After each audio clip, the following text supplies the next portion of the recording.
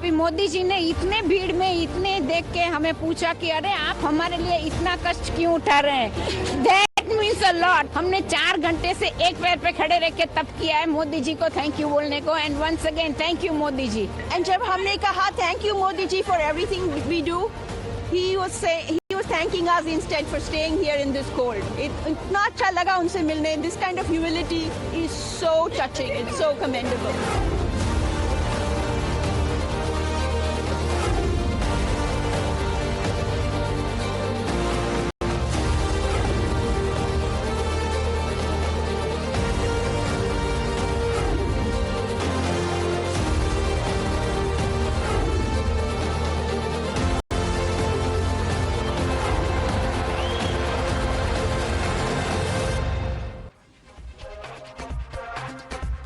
Good evening and welcome to the special edition of the Newshour Agenda that we're bringing to you from right outside the White House at the Lafayette Park, where we're currently at, and just hours to go before that big bilateral meeting takes place between President Trump and Prime Minister Modi. In a short while from now, of course, we've seen several other meetings as well.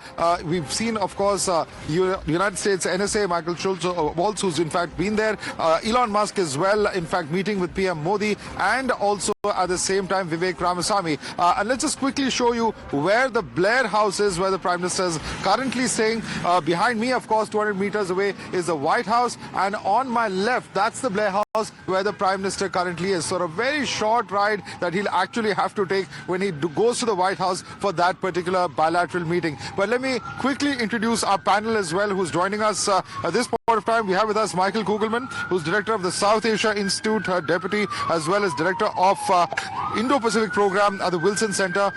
We also have Gaurav Sansanwal, who's a fellow of the CSIS, joining us. Kapil Sharma is with us. He's a principal at Capstone Strategies, a non-resident fellow of the Atlantic Council. We have Meera Shankar, former Indian ambassador. Dan Gertrude is founder and managing partner of Gertrude and Company. And we have with us also Tuhin Sinha, who's the national spokesperson of the BJP. Let me start with you first, Michael. What are your expectations from this bilateral meeting? A number of issues where, of course, the two countries fundamentally converge together in terms of their national interests, but there are some tricky issues as well that the two leaders will have to contend with. Right. I mean, of course, the issues making the headlines in recent days have been things like tariffs and immigration, visas, and so on, and that'll certainly be a part of the conversation. But this is a strategic partnership, and that entails there's going to be a lot on the table to discuss. Though I would caution that with the fact that this is an administration that's only been in office for 3 weeks, and there's a number of top India-focused posts that have not yet been filled. So I think that limits the scope of what exactly can be discussed. But there's going to be a lot on the table, and the issues that I mentioned earlier, as well as some of the strategic issues related to China, as well as some of these broader foreign policy priorities that Trump has, like the issue of Russia bringing peace in Ukraine, the wars in the Middle East, and many other issues as well. But I think that what we might see, one of the big takeaways might be an invitation from the Prime Minister to President Trump to come to India for the next Quad Summit meeting, which of course is going to be hosted by India later this year. Well, that's going to be an interesting one. And let me, in fact, quickly go across to Kapil on this. Kapil, the kind of people that the Prime Minister is meeting. You have, the US NSA, you have Elon Musk, you have Vivek Ramaswamy. Yesterday, he met with Tulsi Gabbard. And the interesting thing is he's not just meeting or engaging with President Trump. He's also engaging with his inner circle, with people who have considerable influence as far as the US administration is concerned. Do you attach much importance to that? Absolutely. These are people who are going to be guiding the president. They're going to be helping him put together the policy construct for the bilateral. I will agree with Michael, too. There's just not that many people that are at the lower levels. But that was never the intent of this visit. This visit was to reestablish the relationship between the two leaders, keep expectations low, because, in order for this relationship to grow, the two leaders need to know how to work together again. Absolutely. So I think this is actually a very good meeting. I'm glad there's not that much pomp and circumstance. The U.S. and India need to have a working relationship, and that's what they're establishing today. Okay. The two countries need to have a working relationship. This is very important because, we've seen various global events where leaders do talk to each other, whether it directly impacts on the two countries and their relation is one thing. But we've seen, and Prime Minister Modi and President Trump will probably have to engage on a number of issues, not just the issues of their own domestic concern, but the larger global issues. And we've seen the announcement from the side of the United States when it comes to what their expectation of resolving the Russia-Ukraine war is, for instance. So a lot that's going to be established, from this one bilateral meeting today. No, absolutely, Madhav. I mean, as everyone has hinted, this is as much about chemistry as it is about the arithmetic or the mathematics side of it. And definitely it's going to be an opportunity to level set that way. And I think because both sides are going to be looking for early wins, that opens up a window of opportunity for India. I mean, when we look at the trade relationship, yes, it is true that tariffs are an irritant, but there is the fundamental side of it, which is that if Make in America and Make in India have to work, then the tariff and the trade policies have to be aligned. So there's an opportunity there, and similarly on immigration as well. A lot of talk around irregular immigration, but then if America's industrial policy has to work, high-skilled Indian talent is going to be critical there, and so reinforcing that is also going to be important. And at the international level too, as you said, this is an opportunity for both the sides to get something out of each other, and I think that reciprocity is not a bad word. So I think we are hopeful of the fact that there will be both short-term gains, but also in the long term continuation of what has been a remarkable relationship over the last few decades that everyone here has been so instrumental in shaping up and in viewing. Yeah. Right. Elon Musk just arriving at the Blair House, of course, for that important meeting that we were just discussing. But let's quickly take this across to Dan Gertrude. Dan, one of the things that many people are talking about is tariffs, but it might not necessarily be a bad thing is one particular point of view, because that may just push India and US into agreeing or working on the free trade agreement, something that actually we saw a lot of work happen as far as the first regime of President Trump is concerned. And is that something that you also believe that perhaps the two countries could very soon, perhaps within the next 6 months to a year, perhaps finally agree to that on ground? Is that really a possibility? Dan. I think it is, and the reason that I think that that's a real possibility is because of the close personal relationship between Trump and Modi. Look, these two really like each other, and that makes it easier for them to be able to work together for the mutual benefit of both countries. Now, let's not forget, both India and the United States have a common adversary, and that adversary is China. So it is in both of these nations' best interest to figure out how to come up with fair trade agreements and not have to get involved in any type of tariff war. And I suspect that we're not going to go in that direction. I really believe that these two leaders are going to be able to work something out where everyone can benefit and lift each other's standing on the world stage. Right. Let me bring in Michael Kugelman on that note. Michael, one of the things that, where the two countries have cooperated, President Trump's made no bones about the fact that he wants, more U.S. manufactured defense hardware to be purchased by India.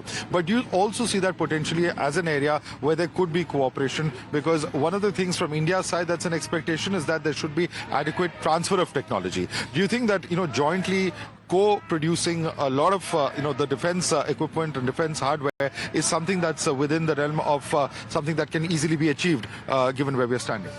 Well, in the broad picture, as you know, is that defense cooperation has grown significantly, exponentially over the last few decades, to the point that the share of American weaponry going to India now has grown in a really big way over the last few years. But yes, there continue to be these concerns, and the issue of tech transfers was a tension point during the Biden administration. And one of the goals of the ISET, the Initiative on Critical and Emerging Technologies, is to allow for mechanisms for dialogue to get around these issues.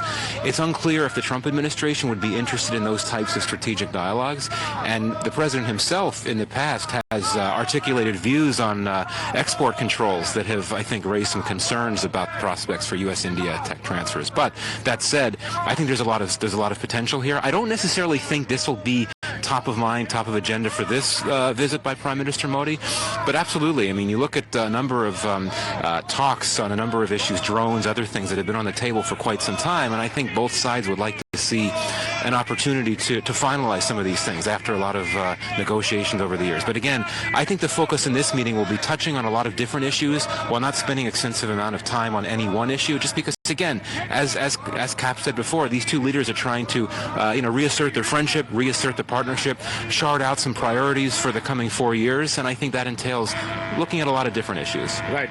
We also have Meera Shankar joining us. She's a former Indian ambassador to the United States. And Meera Shankar, what is your biggest expectation from this particular visit? Are we looking at big ticket announcements, or is it primarily going to be an attempt at re-establishing, that relationship between the two leaders?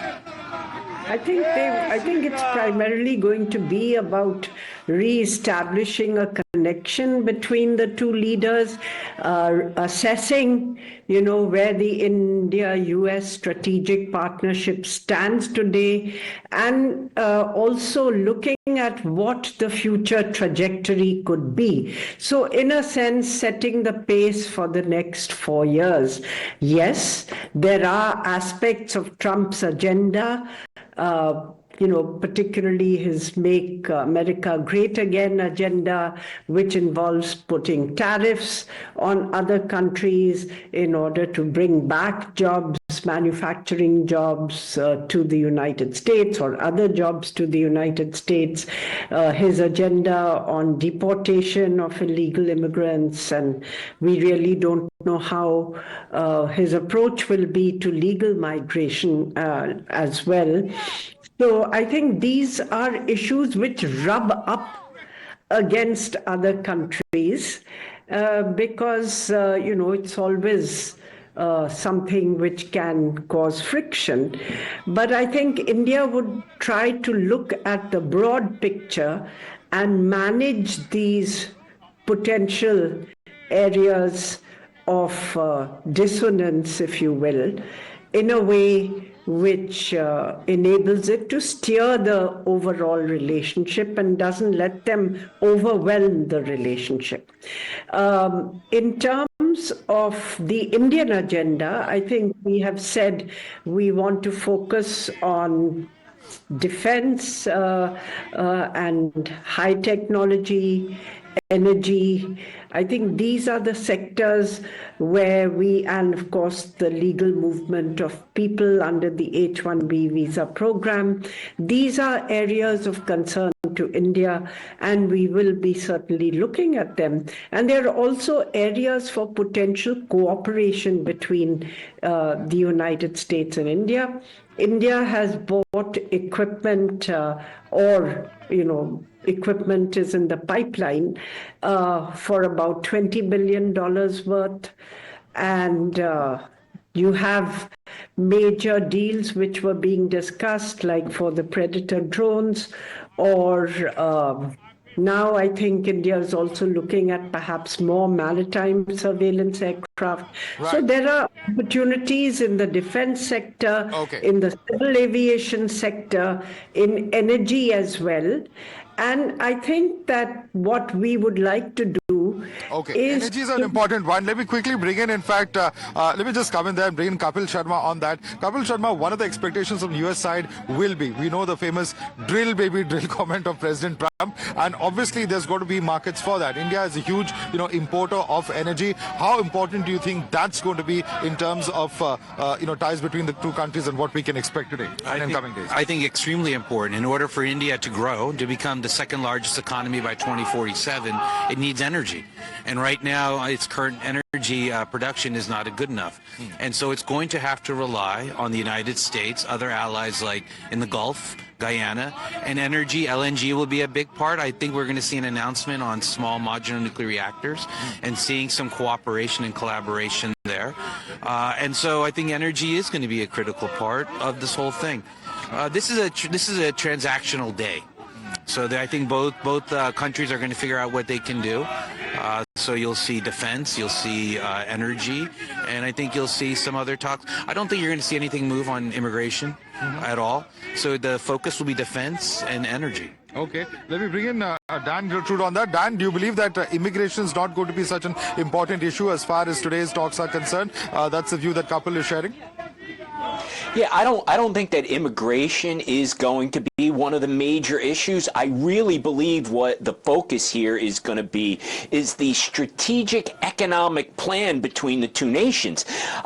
Donald Trump is very, very focused in on creating a strong financial situation for the United States. And I think he realizes that by working in tandem with India, that could only be strengthened for both countries. So again, trade probably be on the top of the agenda in how a fair deal for both countries can be achieved.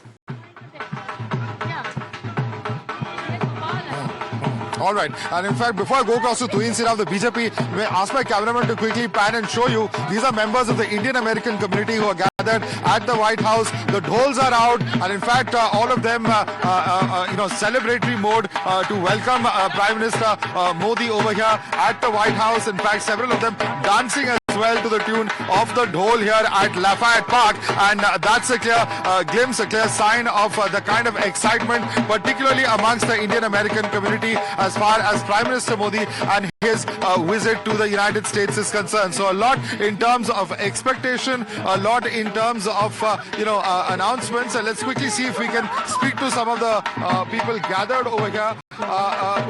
Would you like to tell us, you're all gathered here, why are you gathered here? So we're here to perform for the Prime Minister. We're here to sing today. You're going to sing today? Yeah. What are you going to sing? We're singing patriotic songs like Desh Rangila and the national anthem, stuff like that. All those type of songs. Teri Mitti, this type of songs for the Prime Minister. Okay. Where have you all come from? We have come from Virginia. We have come from Aldi. Okay. Yeah. Okay. So all excited to see the Prime Minister? Oh yeah, really. Sorry? We practiced a lot and we'll hope for How long did you practice? we practiced for more than a week. Okay. So several of them completely excited over here. Just a quick aside from the serious talk that we were having as far as Indo-US relations is concerned. And Tuhin Sinha, a lot of excitement over here, but it will be interesting to see how all of this pans out. When that bilateral meeting takes place. What are your expectations, Tuhin, from today? Well, this is a big day in the history of Indo-US relationship, and the whole world is looking up to Prime Minister Modi's visit to the United States. There are 4 key sectors which are very important: defense, space sector, the AI, and nuclear energy, the energy sector essentially.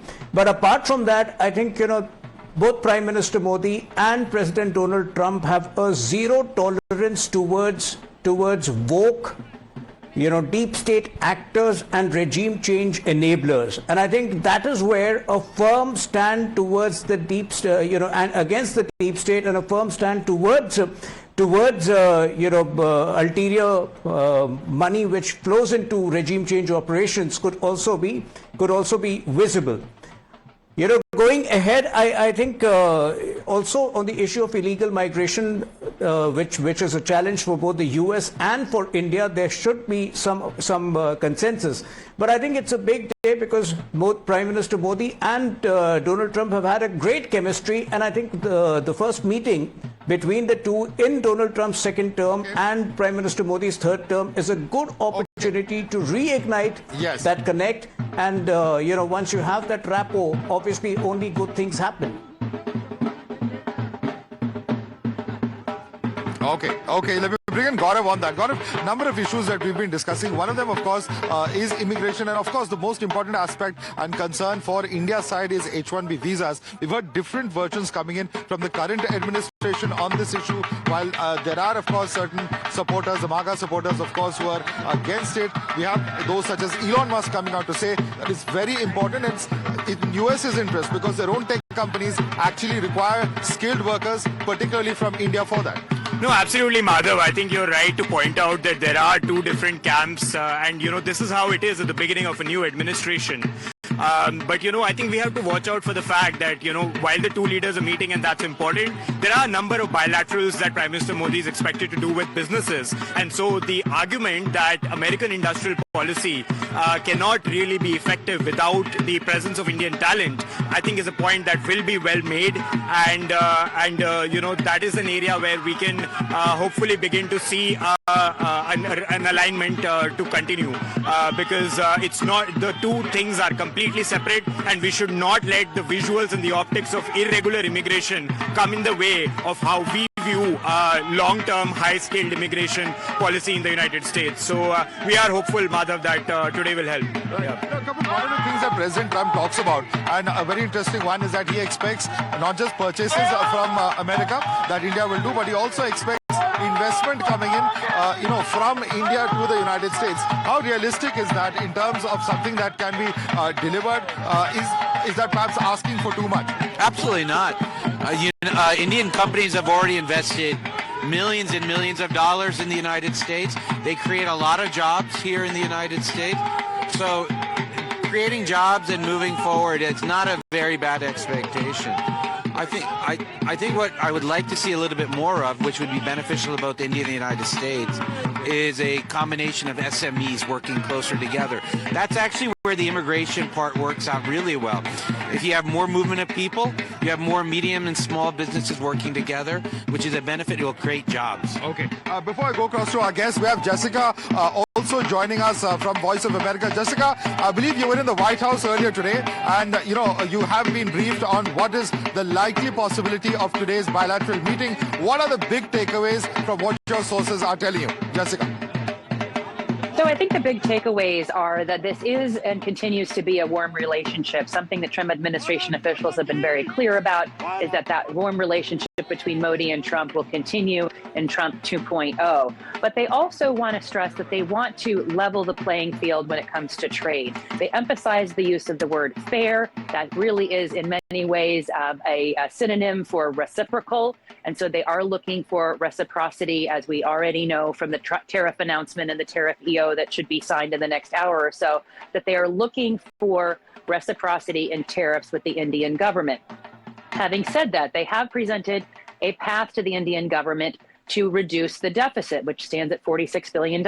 And they are saying, we would like to see defense purchases and energy purchases lead the way, as well as technology purchases, in terms of reducing that deficit. So whether it's today or it's in the coming days, we know that communications and negotiations are ongoing in terms of those deals. And we expect, according to the Trump White House, to hear some sort of announcement on a framework for a defense and trade partnership within the context of 2025. Now, on the strategic side, I would say it's very clear that this government sees India as an indispensable partner in the context of the Quad and countering China, as well as in spreading peace and harmony to the rest of the world. They mentioned specifically their support for the IMEC, the Middle Eastern Corridor, the India-Middle Eastern Corridor that was announced during the G20 a couple of years back. They want to be clear that they are in support of that, and they see that as a vehicle to spread peace in the Middle East, which of course has long eluded many leaders, but which of course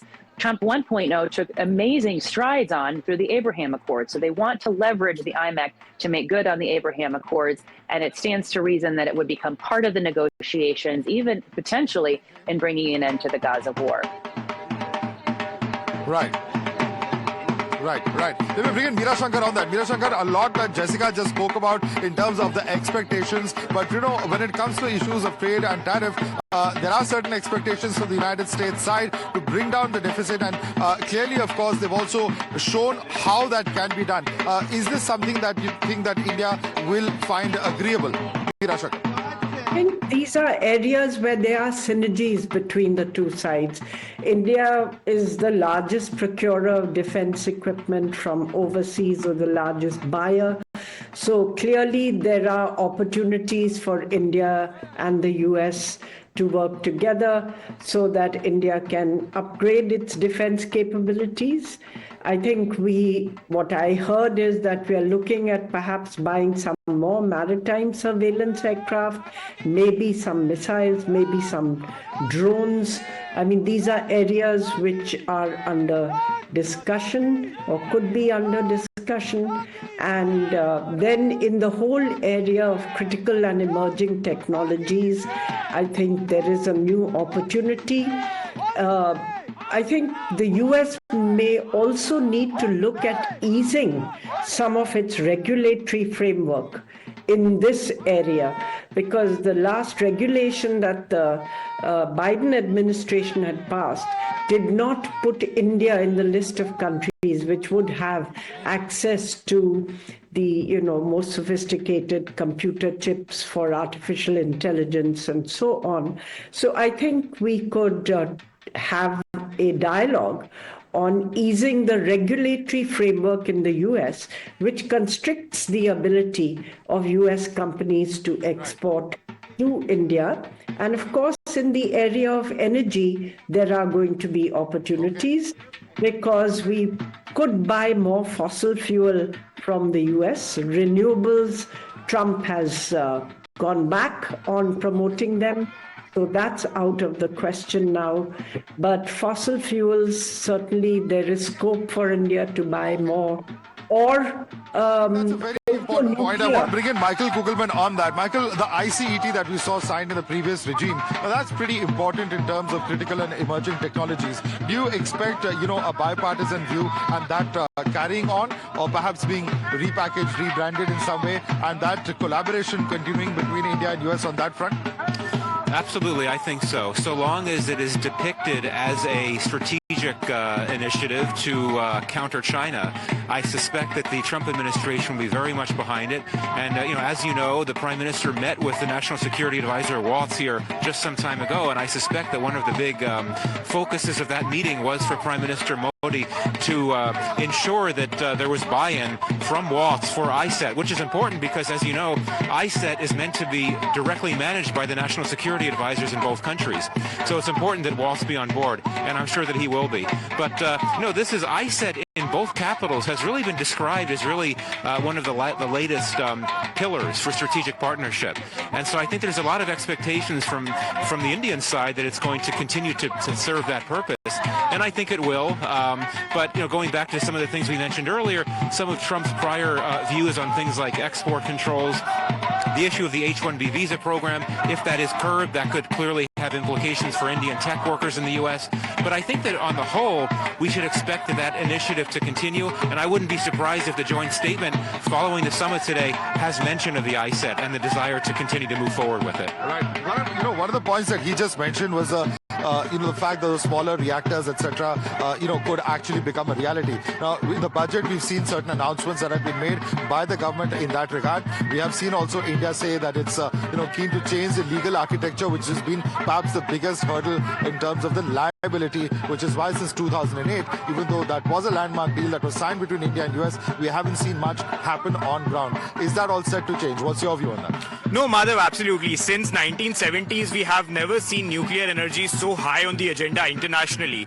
And India only uses about 3% of its energy comes from nuclear. So there's a massive opportunity in India. But SMR, small modular nuclear reactors, is a space where the technology is still at a very nascent stage. And as you pointed out, the finance minister announced that they would be looking to revise the liability law because that has been coming in the way of American companies wanting to invest in India. So what we may see today is an opening where India opening up its SMR private sector is seen by the US as an incentive for American companies to come in. And so we may see an opening today that tries to leverage that. But a lot more work would need to happen at a sustained level over the coming years before we see nuclear becoming a reality in India at a big level.